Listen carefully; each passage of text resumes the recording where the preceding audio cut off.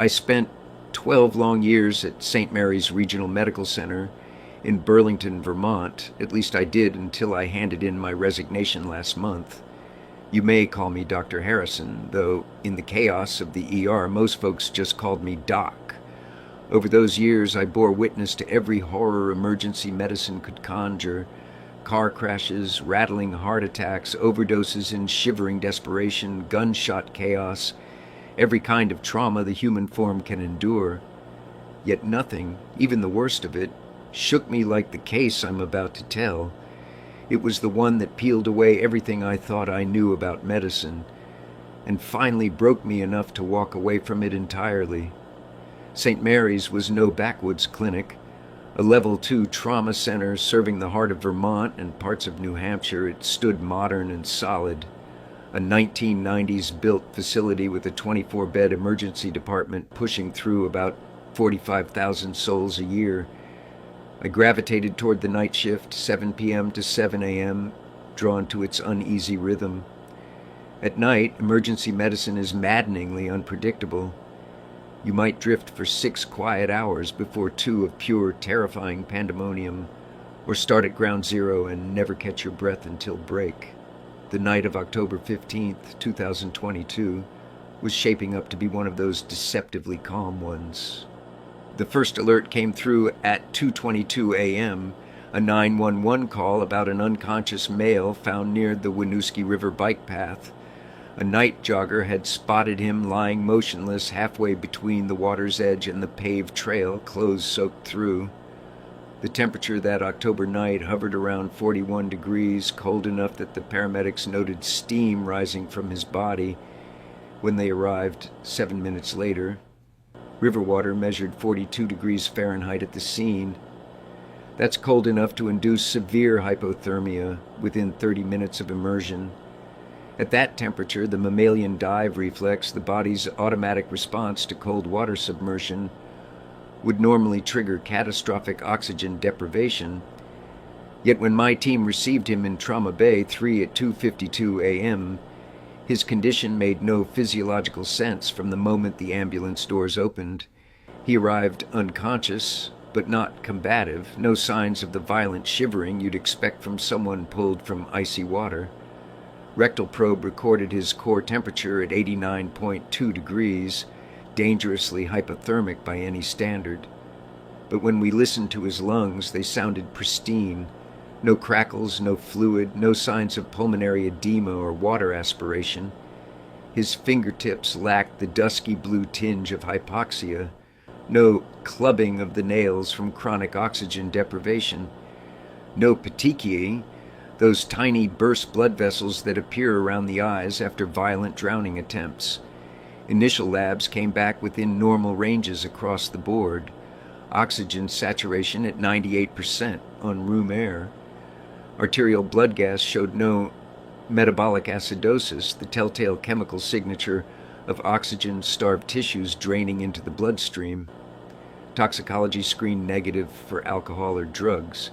We ran a CT scan looking for hypoxic brain injury, but the radiologist called me to say it looked completely unaffected. No swelling, no dark patches indicating cell death from oxygen deprivation. I remember standing at the nurse's station reviewing charts when my resident pointed out the latest inconsistency: no signs of cutaneous changes from prolonged immersion, no wrinkled fingertips or toes, no pale demarcation lines where wet clothing had constricted circulation. Even his jacket, still damp when EMS brought it in, showed no dirt stains or debris you'd expect from someone struggling near a riverbank. His heart rate stayed unnervingly stable at 48 beats per minute despite profound hypothermia. No dangerous arrhythmias, no erratic spikes or drops. The cardiac monitor traced clean rhythmic QRS complexes like something from a physiology textbook. With core temperatures below 90 degrees, you expect myocardial instability, atrial fibrillation, ventricular tachycardia, but his EKG might as well have been recorded during a routine physical.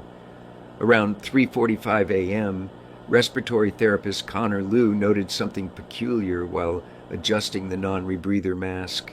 Though the patient remained unconscious, his nostrils flared slightly whenever staff spoke nearby, as if tracking conversations despite lacking cortical activity on EEG. When I shined a pen light to check pupil response, both contracted sharply despite his apparent unconscious state, not the sluggish reaction you'd expect from severe hypothermia. My attending, Dr. Reeves, suggested maybe he hadn't been submerged at all, perhaps just collapsed near the river after getting drenched by rain.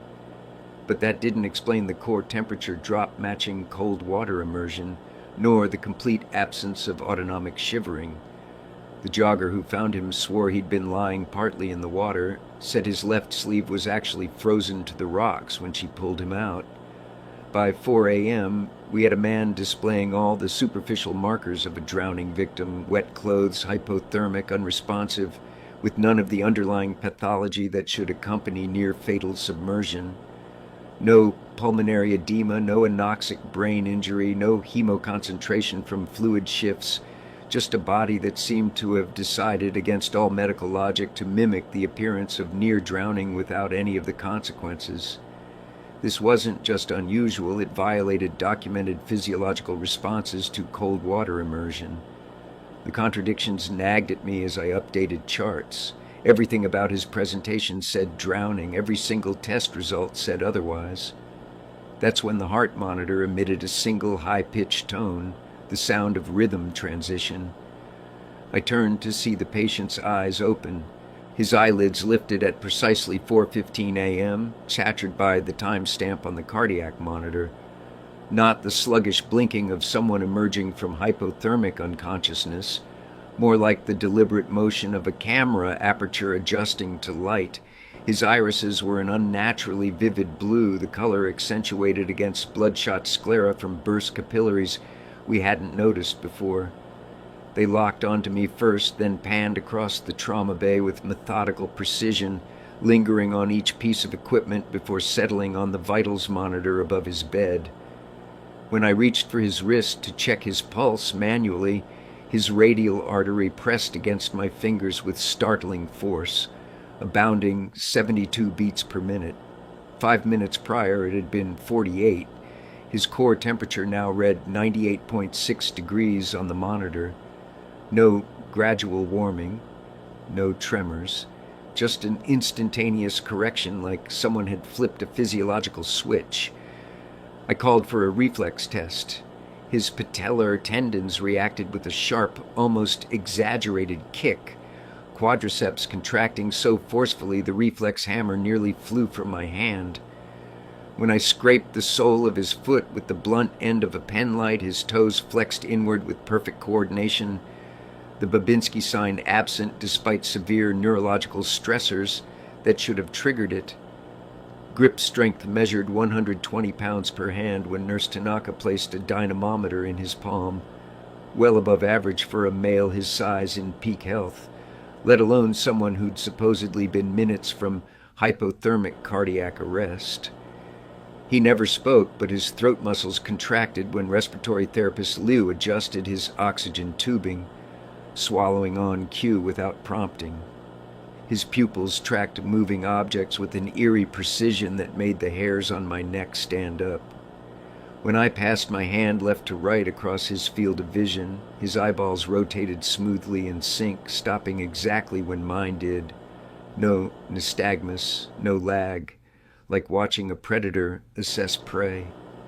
Around 4:30 a.m., Dr. Reeves suggested we reconsider initial assumptions. Maybe he just got caught in cold rain near the river, he said, examining the patient's now dry hair. Could explain the wet clothes without submersion. But our thermometers didn't lie. That 89.2 degree core temp meant his body had lost heat at a rate only possible through direct immersion in cold water. And rain wouldn't account for the frozen fabric, the jogger described. The patient began subtly testing physical limits. Without lifting his head, he'd rotate his ankles in slow circles beneath the sheets, clockwise then counterclockwise, as if cataloging range of motion. When Nurse Pratt tightened a blood pressure cuff, his other hand mimicked the squeezing motion fractionally, fingers contracting and releasing in sync with the pump's rhythm. By 5 a.m., his vitals had stabilized at textbook normal levels, blood pressure 118/76, respiratory rate 12, oxygen saturation 99% on room air. Only his behavior remained aberrant. Most post-hypothermia patients display confusion, distress, or exhaustion. This man radiated a terrifying alertness. When our social worker entered to discuss possible admission, his eyes snapped to her badge so quickly I saw her step back. Internally, we began debating whether to call psych for evaluation, but nothing about his mannerisms suggested delirium or psychosis. His attention felt calculated, hyper-aware.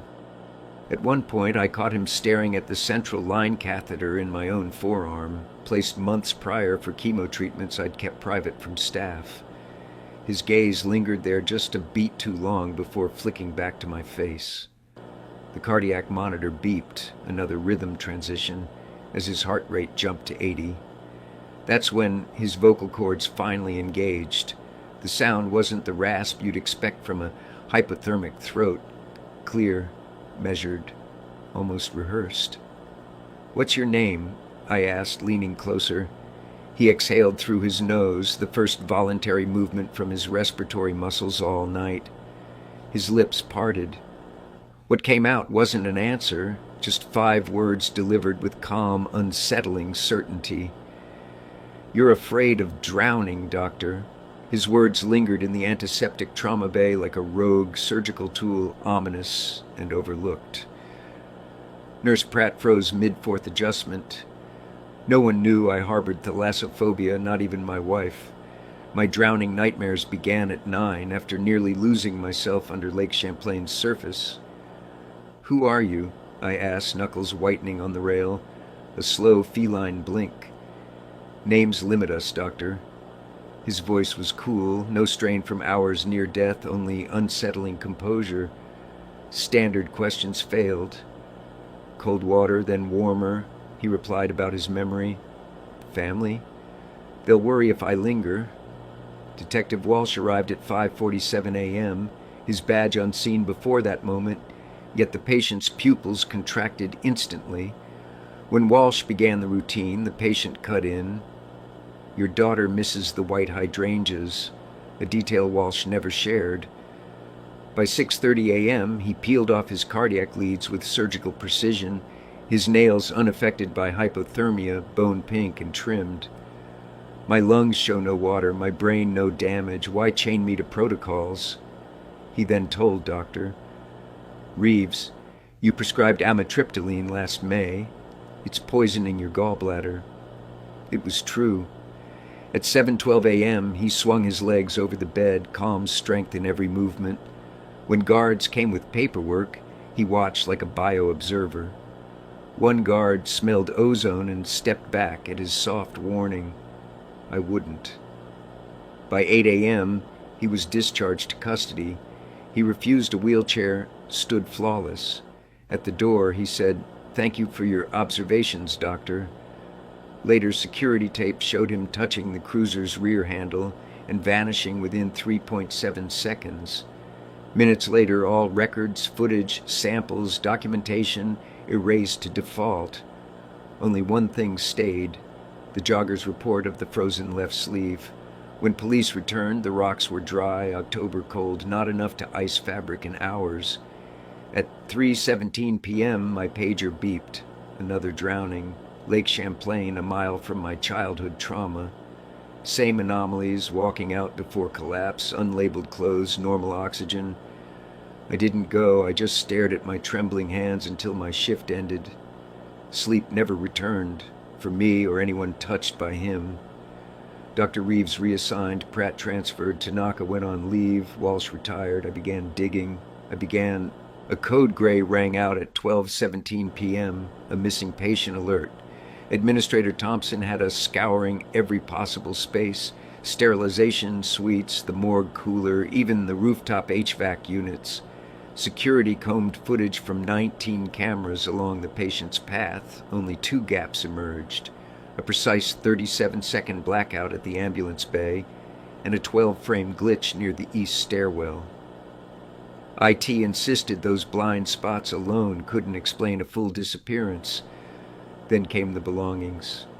The biohazard bag of his soaked clothes, processed at 11:03 a.m., vanished. By 12:45 p.m., storage room 4B held only paperwork. The chain of custody log bore 3 authentic initials. No staff recalled handling the bag. Hoteling the contradiction, Walsh's signature appeared on records that the Burlington PD never received, yet he swore he never signed them. By 3 p.m., 20-plus staff had given statements. Angela Mercado from Environmental Services said she spotted him in radiology at 11:55 a.m., long before discharge orders were signed at 12:40 p.m. She described him staring at snowflakes as if each was personally drawn to him. Her badge logs show her corridor access at 11:53, but footage shows an empty hallway. Sleep disturbances followed. Nurse Pratt had night terrors of blue eyes in dark water, though she'd never seen his eyes.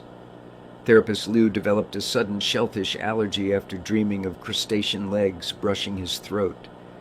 Within 48 hours, 11 staff had reports of sleep paralysis, lost items turning up in weird places, faucets turning on themselves. 5 sinks ran full blast with no one around. Detective Walsh found wet footprints tracing from the ambulance into a storm drain, but the tread matched nothing in evidence, and water samples contradicted the Winooski River. A jogger remembered his frozen sleeve thawing in her hand, like cold smoke dissolving. Burnout set in fast. Dr. Reeves transferred to outpatient pediatrics, citing a crisis of trust in his own judgments. 3 trauma nurses took long leave. Chaplain O'Donnell, who never met the patient, dreamed of being submerged in a lake as someone counted his breaths. All affected staff had been within 15 feet of the patient. The system had its own glitches. The electronic health record split into 2 simultaneous charts, one showing a normal hypothermic decline, the other the miraculous recovery we witnessed. Both had identical timestamps down to the millisecond. Security logs showed 14 failed edits to footage between 12:05 and 12:05 p.m., all from an administrator account that doesn't exist. It began with a midnight records dive 3 weeks after his disappearance. I pulled every New England freshwater drowning case from the past 5 years. 12 matched our patient's implausible profile. One stood out, a Connecticut River woman, core temperature at 86 degrees Fahrenheit, woke during transport, recited her EMT's home address perfectly, then walked out of Yale New Haven with no discharge record. Elevator footage showed exactly 47 seconds of digital distortion as she exited. A pattern surfaced. Tagless clothing, anomalously buttoned tight. Physiological impossibilities. Patients revived long beyond presumed death thresholds. Spoke of personal details, EM interference in toxicology and ECGs. Psychic and environmental spillover followed. 30 staff developed psychological disturbances, glossolalia, shared drowning nightmares, phantom dripping. Several cases also featured corrupted electronic records, vanishing samples, and inexplicable glowing bedrail handprints. The geography was eerie. All cases mapped a counterclockwise spiral centered on Lake Willoughby, a massive, clear, glacier-deep lake in Vermont. Geological chatter hints at episodic methane vents in buried sediments, transient but powerful. Then came the personal strike. On December 11th at 3:17 a.m., my home security footage revealed a single, pristine, wet boot print on my porch. No water around it. Just 3 fibers woven from the missing patient's jacket pattern, aged as though submerged decades. That night, parking at the hospital, I saw Detective Walsh waiting. He didn't need to speak. He's back.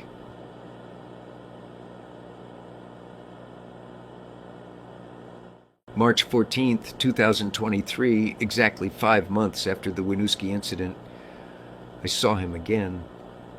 There he was, seated in the ER waiting room in the same odd posture, silent and still. The triage nurse hadn't called him. As I passed, he turned his head exactly 45 degrees, and his piercing blue gaze met mine. "Dr. Harrison," he said calmly over the hum of coughs and murmurs, "still punishing yourself with night shifts?" My pager buzzed, time to shock my adrenaline even before I registered it. Security footage later showed me pausing for 12 seconds, but my memory fractured during that stretch. He spoke again, voice quiet yet crystal clear. "Observation requires follow-up." He knew about my wife's high-risk pregnancy, details from internal trauma bay redesign meetings, diagnoses I'd never shared. Asking what he was drew only amusement, a question assuming you'd understand the answer. At precisely 3:29 a.m., he stood, graceful without using his hands. "Emergency medicine will kill you," he warned, referencing my long QT syndrome, unspoken yet now spoken aloud. I followed him to the ambulance bay. He paused under a flickering light, and I noticed it. He cast no shadow while mine scattered in 3 directions. By 3:36 a.m., he simply vanished behind the ambulance with only a perfect, abruptly ending wet footprint as proof. My phone captured his final whisper, "Going deeper helps." But beneath it, a faint 40 hertz hum pulsed. That morning, administrators noticed strange behaviors. My evaluations tanked. Electronic records glitched when I logged in. I appeared to be talking to empty chairs. 6 weeks later, during a routine asthma case, I faltered. Visions of him counting rib fractures paralyzed me. I resigned April 29th, citing one truth: some cases rewrite the field. Now in clinic, no traumas, no mysteries. I still wake to whispered warnings. My camera flickers every 17 minutes. Files appear rearranged with menacing notes. Count yourself lucky. Soon. 3 weeks ago, a janitor humming unheard tunes passes my exam room. The oximeter dips to 52 beats per minute, untriggered. Yesterday, I found a soaking wet leaf on my chair, veins eerily mapped like chest x-rays, testing positive for lake microbes despite being bone dry elsewhere. Staff spoke of that blue-eyed man in the lobby, visiting a patient who died in 2019. No record exists. A voicemail reached the deceased's daughter from my former ER, but the number was disconnected. Mirrors fog at night. Messages appear in condensation, odd numbers. Last night, 317, the same as when he first returned, the same as the jogger's call in October, the same as the tone in the parking lot recording. My wife tells me to stop making these videos, but what if the numbers run out? Family medicine suits me now. No more 3 a.m. traumas, just quiet annual checkups in a Burlington clinic. My wife claims I sleep better. She's half right. Nightmares have eased, but they still come. My days follow routine: seniors' Medicare exams, school sports physicals, and heading home by 4:30. On paper, it's the sanctuary I needed after St. Mary's, but I can't stop revisiting that October night. My old notes, scribbled on scraps, morph when I read them. Marginalia like osmolality wrong or impossibly impossible panels. Sodium 317, chloride 12. Equipment still misbehaves near me. The otoscope powers on at full brightness weekly. The EHR auto-opens files for patients named Waters, Brooks, or Ford. The admin calls it a bug. I know better. At home, I check the locks obsessively and jolt at dripping faucets. Our toddler whispers about the blue man in empty corners. I installed motion lights. Sometimes I drive past St. Mary's. A guard waves. One evening I saw him in a silent 7th floor window, room 712, supposedly empty. Colleagues hint at strange cases. A child pulled from ice asked for me by name. A drowning patient's EEG showed perfect isosceles waves every 3.17 seconds.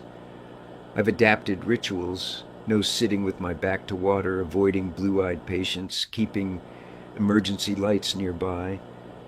Twice I've awoken convinced someone was counting aloud. Static filled the baby monitor. Staff view me as eccentric, but the janitor, he's not on any roster, notices. He smiles when I test the locks.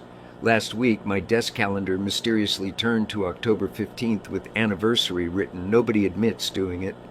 Med school taught me to analyze. I've combed anomalous medical literature, from Walking Dead cholera reports to consciousness after death studies. No answers. Detective Walsh is retired in Florida now. He once mentioned glimpsing those eyes in a crowd. His voice shook. I gauge risks differently. I refer out hypothermia cases. When the paper reported a missing hiker near Lake Champlain, I canceled appointments. Later, Walsh told me the boots found were full of warm water with unworn soles. At my son's checkup, the pediatrician remarked he has diver-like lung capacity. That night I dreamt we were swimming in Lake Willoughby. Something below darkened the cove. The depth finder read 317 feet. Then the display scrambled.